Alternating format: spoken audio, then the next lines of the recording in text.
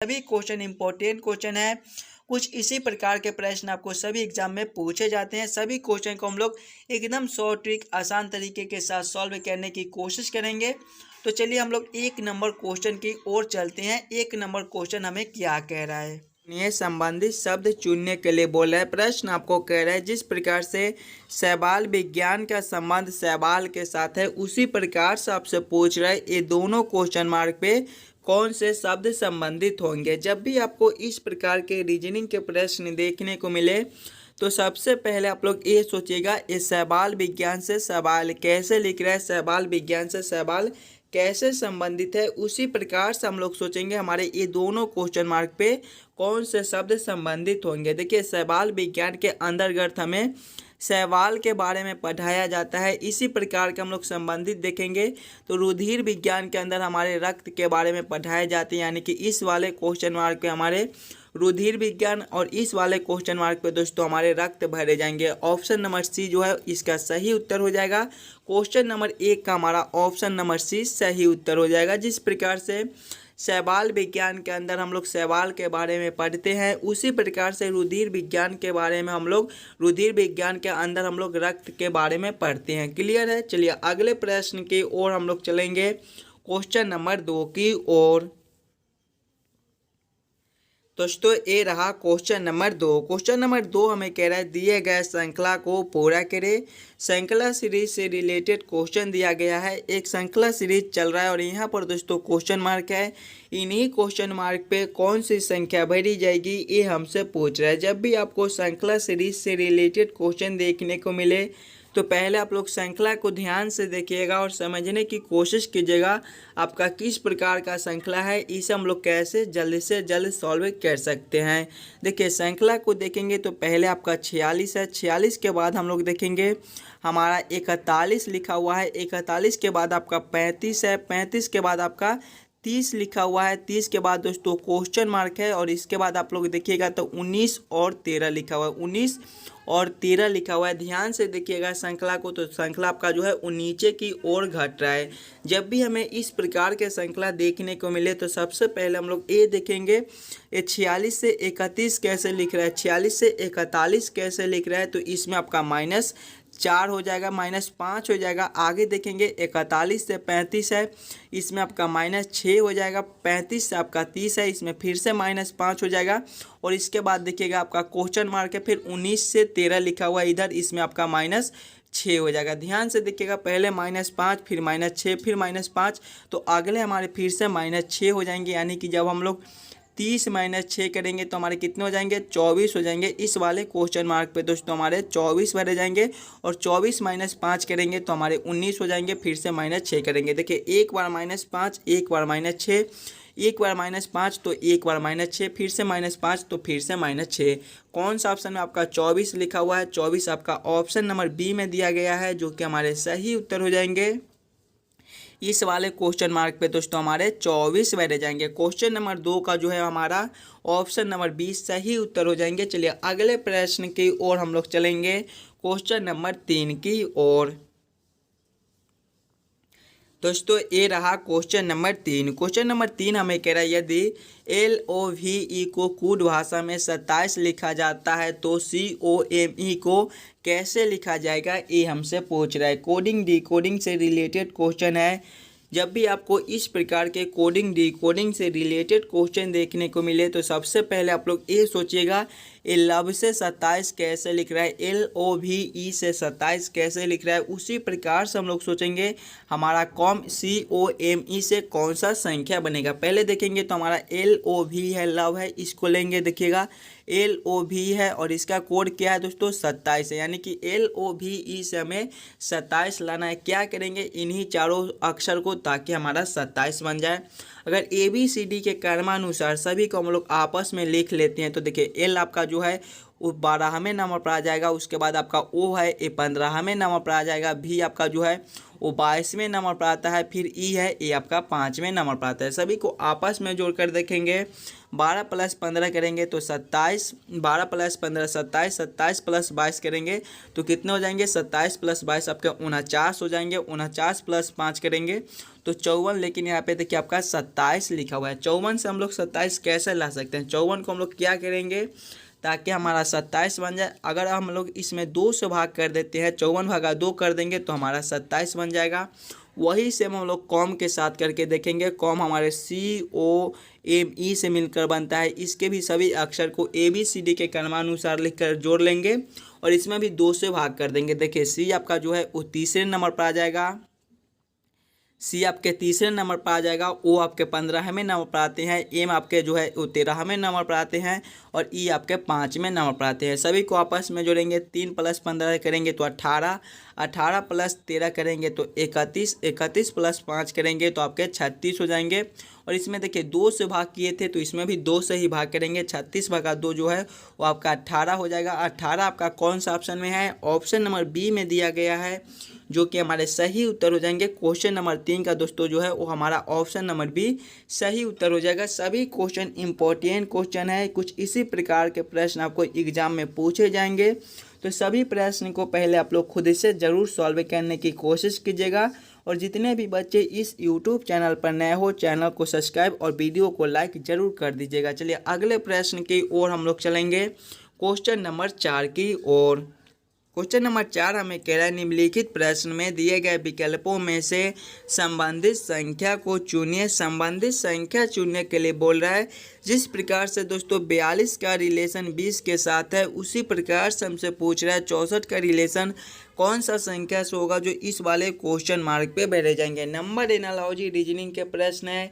जब भी आपको इस प्रकार के नंबर एनालॉजी रीजनिंग के प्रश्न देखने को मिले तो सबसे पहले आप लोग ये सोचिएगा, ये 42 से 20 कैसे लिख रहा है, 42 से 20 कैसे संबंधित है। उसी प्रकार से हम लोग सोचेंगे हमारा 64 से कौन सा संख्या संबंधित होगा। देखिए पहले हमें 42 से 20 लाना है। हम लोग 42 को क्या करेंगे ताकि हमारा 20 बन जाए। देखिए अगर हम लोग 42 माइनस सिंपल 22 कर देते हैं तो हमारा 20 बन जाएगा। वही सेम अगर हम लोग इसमें करते हैं 64 माइनस 22 करते हैं तो हमारा 42 बन जाएगा। 42 आपका ऑप्शन नंबर डी में दिया गया है, जो कि हमारे सही उत्तर हो जाएंगे। इस वाले क्वेश्चन मार्क पे दोस्तों हमारे 42 भरे जाएंगे। और इसका एक उत्तर आपका ऑप्शन ए 31 भी आ रहा है। ये कैसे आएगा वो देख लीजिएगा एक बार। देखिए 42 है, अगर हम लोग 42 में पहले 2 से भाग करते हैं तो हमारा 21, और 21 प्लस हम लोग 1 ऊपर से करते हैं तो हमारा 21 माइनस 1 करते हैं ना, 21 माइनस 1 करते हैं तो हमारा 20 बन जाएगा। 20 आपका यहाँ पर लिखा हुआ है। वही सेम हमें इसमें भी करना है। देखिए पहले 64 है, 64 में पहले 2 से भाग करेंगे तो हमारा 32, और इसमें से -1 किए थे तो इसमें भी -1 करेंगे। 32 माइनस 1 करेंगे तो आपका 31 बन जाएगा। 31 भी आपका ऑप्शन नंबर ए में दिया गया है। ये भी हमारे सही उत्तर हो जाएंगे। इस वाले क्वेश्चन मार्क पे आप लोग 31 भी भर सकते हो। चलिए अगले प्रश्न की ओर हम लोग चलेंगे, क्वेश्चन नंबर 5 की ओर। Question number 5। क्वेश्चन नंबर 5 हमें कह रहा है, किसी निश्चित कूट भाषा में घटाव गुना को प्रदर्शित करता है, भाग जोड़ को प्रदर्शित करता है, जोड़ भाग को प्रदर्शित करता है और गुना घटाव को प्रदर्शित करता है। निम्नलिखित प्रश्न का उत्तर ज्ञात करें। प्रश्न आपका 12 घटाव 6 जोड़ 4 गुना 10 भागा 16 बराबर क्वेश्चन मार्क। इन्हीं क्वेश्चन मार्क पे दोस्तों कौन सी संख्या भेजी जाएगी ये हमसे पूछ रहा है। जब भी आपको इस प्रकार के रीजनिंग के प्रश्न देखने को मिले तो पहले आप लोग प्रश्न को एक बार फिर से पढ़िएगा और समझने की कोशिश कीजिएगा कि प्रश्न आपको क्या कह रहा है। देखिए प्रश्न हमें कह रहा है कि घटाव गुना को प्रदर्शित करता है, यानी कि घटाव के जगह पे हमें गुना को रखना है। भाग जो है वो हमारा जोड़ को प्रदर्शित करता है, यानी कि भाग के जगह पे हम लोग जोड़ को रखेंगे। जोड़ हमारा भाग को प्रदर्शित करता है, यानी कि जोड़ के जगह पे हम लोग भाग के चिन्ह को रखेंगे। गुना हमारा घटाव को प्रदर्शित करता है, यानी कि गुना के जगह पे हम लोग घटाव को रखकर इस समीकरण को हल कर लेंगे। देखिए पहले हमारा 12 है, 12 के बाद आपका घटाव को देखेंगे। घटाव किसको प्रदर्शित करता है, घटाव गुना को, यानी कि घटाव के जगह पे गुना 6 करेंगे।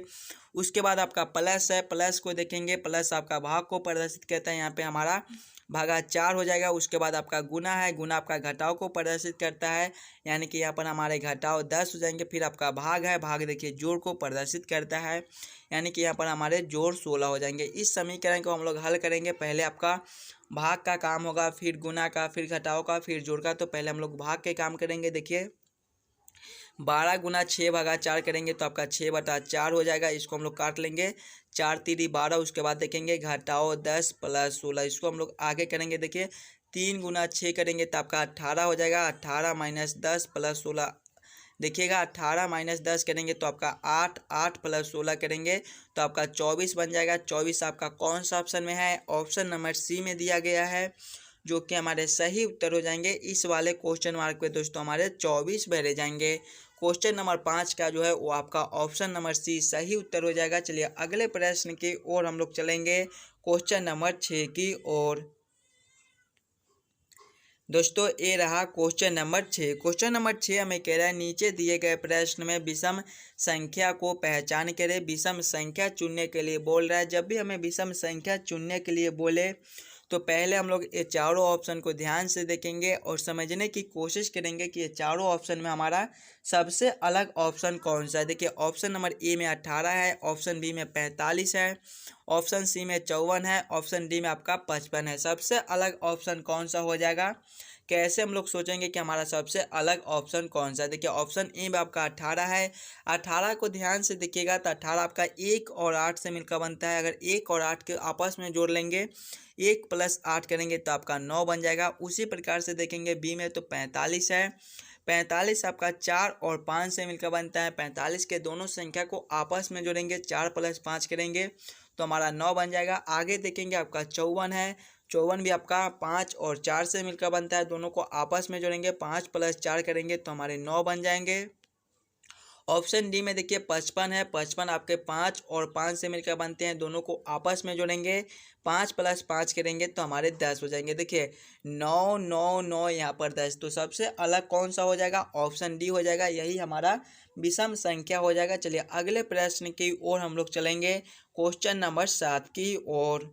क्वेश्चन नंबर 7 हमें कह रहा है नीचे दिए गए प्रश्न में विषम अक्षर को पहचान करें। विषम अक्षर चुनने के लिए बोल रहा है। जब भी आपको विषम अक्षर चुनने के लिए बोले तो पहले आप लोग चारों ऑप्शन को ध्यान से देखिएगा और समझने की कोशिश कीजिएगा कि ये चारों ऑप्शन में आपका सबसे अलग ऑप्शन कौन सा है। देखिए ऑप्शन नंबर ए में आपका x है, ऑप्शन बी में आपका y है, ऑप्शन नंबर बी में आपका h है, ऑप्शन नंबर डी में आपका d दिया गया है। सबसे अलग अक्षर कौन सा हो जाएगा? आप लोग पहले खुद इसे जरूर सॉल्व करने की कोशिश कीजिएगा। देखिए x का जल प्रतिबिंब कुछ इसी प्रकार का बनता है, y का जल प्रतिबिंब इस प्रकार का नहीं बनता है। आगे देखेंगे हम लोग c में x है, h का भी जल प्रतिबिंब कुछ इसी प्रकार का बनता है। ऑप्शन डी में आपका d दिया गया है, d का भी जल प्रतिबिंब इसी प्रकार का बनता है, लेकिन y का प्रतिबिंब इस प्रकार के y की तरह नहीं बनता है, यानी कि सबसे अलग हमारे ऑप्शन नंबर बी हो जाएंगे।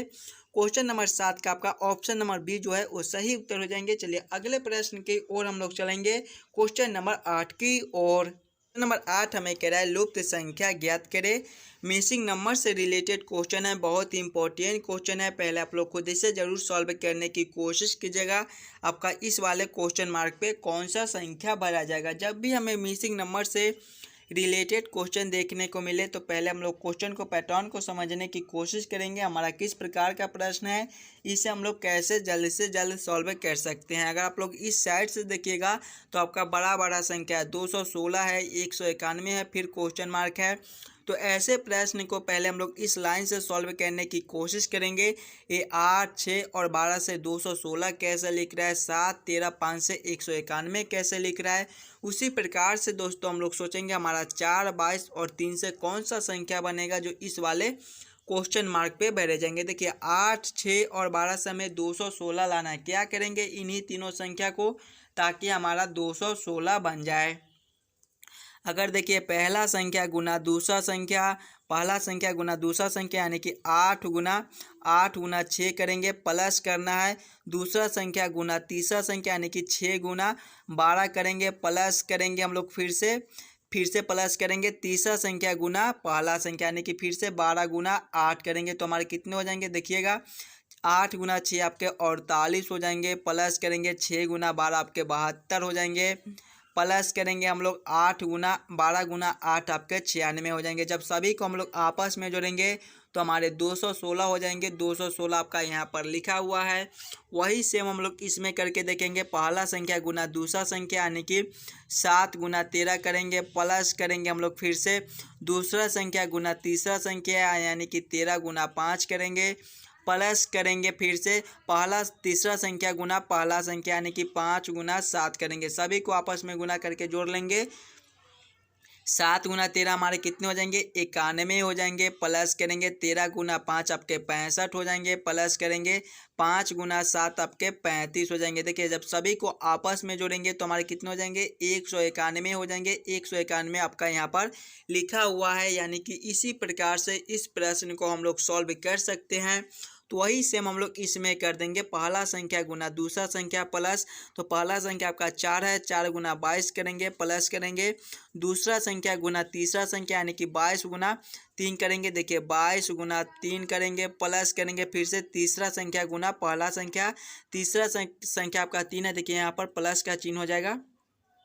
प्लस करेंगे तीसरा संख्या गुना पहला संख्या। तीसरा संख्या आपका 3 है। गुना करेंगे पहला संख्या आपका 4 है। सभी को आपस में गुना करके जोड़ लेंगे। देखिए 4 गुना 22 आपके कितने हो जाएंगे? 4 गुना 22 आपके जो है वो 88 हो जाएंगे। प्लस करेंगे 22 गुना 3 आपके कितने हो जाएंगे? 22 गुना 3 आपके 66 हो जाएंगे। प्लस करेंगे 3 गुना 4 आपके 12 हो जाएंगे। सभी को आपस में जोड़ेंगे। देखिए कितना है आपका? 88 है। 88 के बाद आपका 66 है। 66 के बाद देखेंगे तो आपका 12 है। सभी को आपस में जोड़ लेंगे। 8 प्लस 6 14, 14 प्लस 2 तो 16, 16 के हासिल 1 हो जाएंगे। 8 प्लस 6 14, 14 प्लस 1 15, 15 प्लस 1 करेंगे तो 16। 166 आपके कौन सा ऑप्शन में है? 166 आपके ऑप्शन नंबर सी में दिया गया है, जो कि हमारे सही उत्तर हो जाएंगे। इस वाले क्वेश्चन मार्क पे दोस्तों हमारे 166 भरे जाएंगे। क्लियर है? चलिए अगले प्रश्न की ओर हम लोग चलेंगे, क्वेश्चन नंबर 9 की ओर। दोस्तों ये रहा क्वेश्चन नंबर 9। क्वेश्चन नंबर 9 हमें कह रहा है यदि पानी को भोजन कहा जाए, भोजन को वृक्ष कहा जाए, वृक्ष को आकाश कहा जाए और आकाश को दीवार कहा जाए तो निम्नलिखित में से किस पर फल उगेंगे? ये भी आपके इम्पोर्टेंट क्वेश्चन है। इस प्रकार के भी प्रश्न आपको आते रहते हैं, तो पहले आप लोग खुद ही से ज़रूर सॉल्व करने की कोशिश कीजिएगा। जब भी आपको इस प्रकार के रीजनिंग के प्रश्न देखने को मिले तो पहले आप लोग प्रश्न को एक बार फिर से पढ़िएगा और समझने की कोशिश कीजिएगा कि प्रश्न आपको क्या कह रहा है। देखिए प्रश्न हमें कह रहा है कि पानी को भोजन कहा जाए, यानी कि पानी को भोजन हम लोग लिखेंगे। भोजन को वृक्ष कहा जाए, यानी कि भोजन को हम लोग वृक्ष लिखेंगे। वृक्ष को आकाश कहा जाए, यानी कि वृक्ष को हम लोग आकाश लिखेंगे। आकाश को दीवार कहा जाए, यानी कि आकाश को हम लोग दीवार लिखेंगे। और हमसे पूछ रहे हैं कि फल, तो फल किस पर लगेंगे? फल दोस्तों जो है वो हमारे वृक्ष पर लगते हैं। वृक्ष को यहाँ पर क्या लिखा हुआ है? देखिए वृक्ष को क्या कहा जा रहा है? वृक्ष को देखेंगे तो वृक्ष को आकाश कहा जा रहा है, यानी कि फल जो है इस प्रश्न के अनुसार हमारे आकाश में लगेंगे। आकाश आपके ऑप्शन नंबर सी में दिए गए हैं, जो कि हमारे सही उत्तर हो जाएंगे। क्वेश्चन नंबर 9 का आपका ऑप्शन नंबर सी जो है वो सही उत्तर हो जाएगा। चलिए अगले प्रश्न की ओर हम लोग चलेंगे, क्वेश्चन नंबर 10 की ओर। दोस्तों ये रहा क्वेश्चन नंबर 10। क्वेश्चन नंबर 10 हमें कह रहा है नीचे दिए गए अक्षर श्रृंखला को पूरा करें। अक्षर श्रृंखला से रिलेटेड क्वेश्चन है। इस प्रकार के भी प्रश्न आपको आते रहते हैं।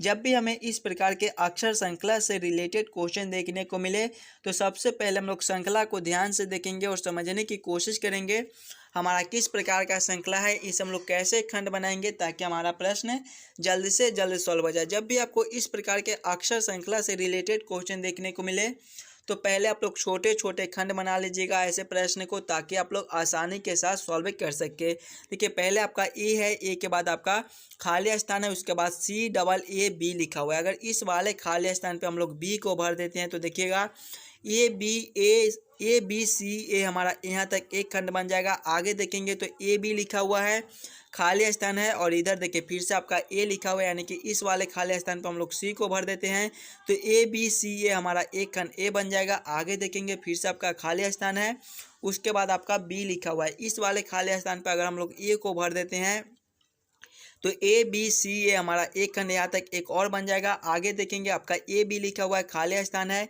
इस वाले खाली स्थान पे हम लोग सी को भर देते हैं। तो देखिए ए बी सी ए हमारा एक खंड ए बन जाएगा। आगे देखेंगे आपका खाली स्थान है, फिर बी है, फिर खाली स्थान है, फिर ए है। इस वाले खाली स्थान पे पहले हम लोग ए को भर देते हैं और इस वाले खाली स्थान पे हम लोग सी को भर देते हैं। तो ए बी सी ए हमारा एक खंड ए बन जाएगा। खंड को देखेंगे A B C A, A B C A, A B C A, A B C A, A B C A, कुछ इस प्रकार का हमारा खंड बनता है। अब हम लोग ये देखेंगे कि हम लोग क्या क्या भरे हैं। पहले हम लोग बी को भरे हैं, उसके बाद हम लोग सी को भरे हैं, उसके बाद हम लोग ए को भरे हैं, उसके बाद फिर से हम लोग सी को भरे हैं, फिर से हम लोग ए को भरे हैं और फिर से हम लोग सी को भरे हैं। कौन सा ऑप्शन में आपका बी सी ए सी लिखा हुआ है। बी सी ए सी आपके ऑप्शन नंबर बी में दिए गए हैं, जो कि हमारे सही उत्तर हो जाएंगे। क्वेश्चन नंबर 10 का आपका ऑप्शन नंबर बी जो है वो सही उत्तर हो जाएगा। चलिए अगले प्रश्न की ओर हम लोग चलेंगे, क्वेश्चन नंबर 11 की ओर। दोस्तों ये रहा क्वेश्चन नंबर 11। क्वेश्चन नंबर 11 हमें कह रहा है नीचे दिए गए प्रश्न आकृति में विषम आकृति को पहचान करें। विषम आकृति चुनने के लिए बोला, आपको 4 आकृति दिए गए हैं। ये चारों आकृति में आपके सबसे अलग आकृति कौन से है, यही पूछ रहा है। जब भी आपको इस प्रकार के प्रश्न देखने को मिले, विषम आकृति चुनने के लिए बोले, तो पहले आप लोग चारों आकृति को ध्यान से देखिएगा और समझने की कोशिश कीजिएगा कि ये चारों आकृति में आपका सबसे अलग आकृति कौन सा है। देखिए आकृति ए में देखेंगे तो जिस प्रकार का एक ए वाला आकृति है, इसी प्रकार के एक छोटे आकृति नीचे दिए गए हैं। ऑप्शन बी में देखेंगे तो देखिए इस प्रकार का आकृति दिया गया है, लेकिन इस प्रकार का आकृति नीचे नहीं दिया गया है। ऑप्शन सी में देखेंगे तो जिस प्रकार से ऊपर आकृति दिए गए हैं, उसी प्रकार के एक छोटे नीचे आकृति दिए गए हैं। ऑप्शन डी में देखेंगे तो जिस प्रकार के ऊपर हमारे आकृति हैं, उसी प्रकार के एक छोटे नीचे आकृति दिए गए हैं। लेकिन ऑप्शन बी में इस प्रकार का आकृति नहीं है, ऊपर वाला आकृति हमारा अलग है और नीचे वाला भी आकृति हमारा अलग है। तो सबसे अलग हमारे ऑप्शन बी हो जाएंगे, यही हमारे विषम आकृति हो जाएंगे। क्वेश्चन नंबर 11 का आपका ऑप्शन नंबर बी जो है वो सही हो जाएंगे। चलिए अगले प्रश्न की ओर हम लोग चलेंगे, क्वेश्चन नंबर 12 की ओर। दोस्तों ये रहा क्वेश्चन नंबर 12। क्वेश्चन नंबर 12 हमें कह रहा है नीचे दिए गए प्रश्न में निम्नलिखित शब्दों का सही क्रम बताएं। सही क्रम पूछ रहा है। अपमार्जक, उपभोक्ता, अपघटक और उत्पादक का सही क्रम क्या हो जाएगा। पहले आप लोग खुद इसे जरूर सॉल्व करने की कोशिश कीजिएगा। अपमार्जक, उपभोक्ता, अपघटक और उत्पादक का सही क्रम क्या हो जाएगा। देखिए सबसे पहले जो है इसमें हमारे 4 नंबर हो जाएंगे उत्पादक। उत्पादक के बाद हमारे क्या होते हैं, उत्पादक के बाद दोस्तों हमारे उपभोक्ता हो जाएंगे, यानी कि 2 नंबर हो जाएंगे। उपभोक्ता के बाद आपके 1 नंबर आ जाएंगे अपमार्जक। अपमार्जक के बाद आपका 3 नंबर आ जाएगा अपघटक, यानी कि इसका सही क्रम क्या बन जाएगा 4 2 1 3, यानी कि सबसे पहले आपके हो जाएंगे उत्पादक। उत्पादक के बाद आपका उपभोक्ता, उपभोक्ता के बाद आपका अपमार्जक, अपमार्जक के बाद आपका हो जाएगा अपघटक। कौन सा ऑप्शन में 4 2 1 3 लिखा हुआ है। 4 2 1 3 आपके ऑप्शन नंबर सी में दिए गए हैं, जो कि हमारे सही उत्तर हो जाएंगे। क्वेश्चन नंबर 12 का आपका ऑप्शन नंबर सी जो है वो सही हो जाएंगे। चलिए अगले प्रश्न की ओर हम लोग चलेंगे, क्वेश्चन नंबर 13 की ओर। दोस्तों ये रहा क्वेश्चन नंबर 13। क्वेश्चन नंबर 13 जो है वो आपके वेन आरेख, वेन डायग्राम से रिलेटेड क्वेश्चन है।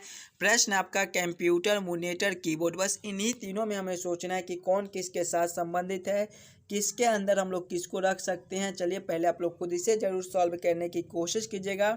कंप्यूटर, मॉनिटर, कीबोर्ड का किस प्रकार से वेन आरेख, वेन डायग्राम बन जाएगा। बहुत ही इंपॉर्टेंट क्वेश्चन है, पहले आप लोग खुद इसे जरूर सॉल्व करने की कोशिश कीजिएगा। प्रश्न आपका कंप्यूटर, मॉनिटर, कीबोर्ड, बस इन्हीं तीनों में हमें सोचना है कि कौन किसके साथ संबंधित है, किसके अंदर हम लोग किसको रख सकते हैं। देखिए कंप्यूटर के अंदर ही हमारे मॉनिटर और कंप्यूटर के अंदर ही हमारे कीबोर्ड होते हैं, यानी कि कंप्यूटर के अंदर ही हम लोग दोनों को रख देंगे और मॉनिटर और कीबोर्ड हमारे अलग अलग होते हैं, यानी कि दोनों हमारे कंप्यूटर के अंदर रहेंगे लेकिन दोनों अलग अलग हो जाएंगे। तो इस प्रकार का वेन आरेख आपका ऑप्शन नंबर सी में दिया गया है, जो कि हमारे सही उत्तर हो जाएंगे।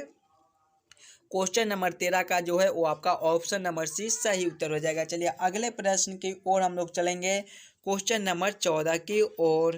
क्वेश्चन नंबर 14 में कह रहा है निम्नलिखित प्रश्न में दिए गए विकल्पों में से संबंधित अक्षर को चुनिए। संबंधित अक्षर चुनने के लिए बोल रहा है। प्रश्न हमें कह रहा है जिस प्रकार से एमडी का संबंध एनजे के साथ है उसी प्रकार से हमसे पूछ रहा है आईके का संबंध कौन सा अक्षर से होगा, जो इस वाले क्वेश्चन मार्क पे रह जाएंगे। इस प्रकार के भी प्रश्न आपको आते रहते हैं। सभी क्वेश्चन इंपॉर्टेंट क्वेश्चन है, तो पहले आप लोग खुद इसे जरूर सॉल्व करने की कोशिश कीजिएगा। देखिए, जब भी आपको इस प्रकार के प्रश्न देखने को मिले तो सबसे पहले आप लोग ये सोचेगा एमडी से एनजे ये कैसे लिख रहे हैं। देखिए ध्यान से देखेंगे, पहले हमारा एमडी है, एमडी से क्या लिखा हुआ है, एनजे लिखा हुआ है। अगर हम लोग सिंगल सिंगल अक्षर को देखेंगे तो एम से एन लिखा हुआ है, इसमें आपका क्या हो जाएगा, +1 हो जाएगा। देखेंगे तो डी से जे है, इसमें आपका -4 हो जाएगा। वही सेम इसमें हम लोग करेंगे। आई के हमारा देखिए आई के है, इसमें पहले वाले में +1 और दूसरे वाले में -1 करेंगे। जब आई +1 करेंगे तो हमारे जे हो जाएंगे, और के -4 करेंगे तो हमारे कितने हो जाएंगे, के -4 करेंगे तो हमारे जी हो जाएंगे। कौन सा ऑप्शन में आपका जे जी लिखा हुआ है, जे जी आपके किसी भी ऑप्शन में नहीं दिए गए हैं। यानी कि इस प्रकार से इस प्रश्न को हम लोग सॉल्व नहीं कर सकते हैं। कोई और दूसरे तरीके से हम लोग सोचेंगे एमडी से एनजे लाने को। अगर आप लोग ध्यान से देखिएगा तो पहले आपका क्या है, एमडी है, और एमडी का कोड आपका क्या है, एनजे। अगर आप लोग ध्यान से देखिएगा तो एम का विपरीत अक्षर एन होता है, यानी कि एम का उल्टा अक्षर जो है वो आपका एन होता है। उस प्रकार से देखेंगे तो आपका डी से जे लिखा हुआ है, इसमें आपका -4 हो जाएगा। वही सेम हम लोग इसमें करके देखेंगे। हमारा आई की है, इसमें पहले हम लोग आई के विपरीत अक्षर को लेंगे। आई के उल्टा अक्षर हमारे क्या होते हैं, आर होते हैं। उसके बाद आपका के में -4 करना है, के -4 करेंगे तो हमारे जी हो जाएंगे। कौन से ऑप्शन में आपका आर जी लिखा हुआ है, आर जी आपके ऑप्शन नंबर ए में दिए गए हैं, जो कि हमारे सही उत्तर हो जाएंगे। इस वाले क्वेश्चन मार्क पे दोस्तों हमारे आर और जी भरे जाएंगे। क्लियर है। चलिए अगले प्रश्न की ओर हम लोग चलेंगे, क्वेश्चन नंबर 15 की ओर। क्वेश्चन नंबर 15 में कह रहा है नीचे दिए गए प्रश्न आकृति को कौन सा उत्तर आकृति पूरा करेगा। यहाँ पर आपका प्रश्न आकृति दिया गया है और यहाँ पर क्वेश्चन मार्क है। इन्हीं क्वेश्चन मार्क पे दोस्तों कौन सी आकृति आएगी ये हमसे पूछ रहा है। जब भी आपको इस प्रकार के प्रश्न देखने को मिले तो सबसे पहले आप लोग ये सोचिएगा कि ये दोनों आकृति कैसे आपस में संबंधित है। उसी प्रकार के हमारे इस वाले आकृति से कौन सा आकृति संबंधित होंगे, जो इस वाले क्वेश्चन मार्क पे मारे जाएंगे। देखिए इस वाले आकृति में देखेंगे तो आपका एक त्रिभुज है और उसके नीचे एक गोला दिया गया है, और इस वाले आकृति में देखेंगे तो त्रिभुज के अंदर जो है वो गोला को ले लिया गया है, और त्रिभुज के अंदर वाले जितने भी लाइन थे उसे बाहर कर दिया गया है। तो वही से हम लोग इसमें करेंगे। ऊपर आपका गोला है और नीचे आपका चतुर्भुज दिया गया है, तो हम लोग जो है वो गोला के अंदर चतुर्भुज को ले लेंगे, और जितने भी गोला के अंदर लाइन थे वो सभी को बाहर कर देंगे। यानी कि कुछ इस प्रकार के हमारे आकृति बन जाएंगे। इस प्रकार के आकृति हमारे कौन से ऑप्शन में दिए गए हैं, इस प्रकार के आकृति जो है वो आपके ऑप्शन नंबर जो है वो सी में दिए गए हैं, जो कि हमारे सही उत्तर हो जाएंगे। क्वेश्चन नंबर 15 का आपका ऑप्शन नंबर सी जो है वो सही उत्तर हो जाएगा। आशा करता हूं दोस्तों आप सभी प्रश्न को बढ़िया से समझ गए होंगे। अगर आपको किसी भी प्रश्न में कहीं पर भी कोई दिक्कत हो तो हमें कमेंट करके बतलाइएगा।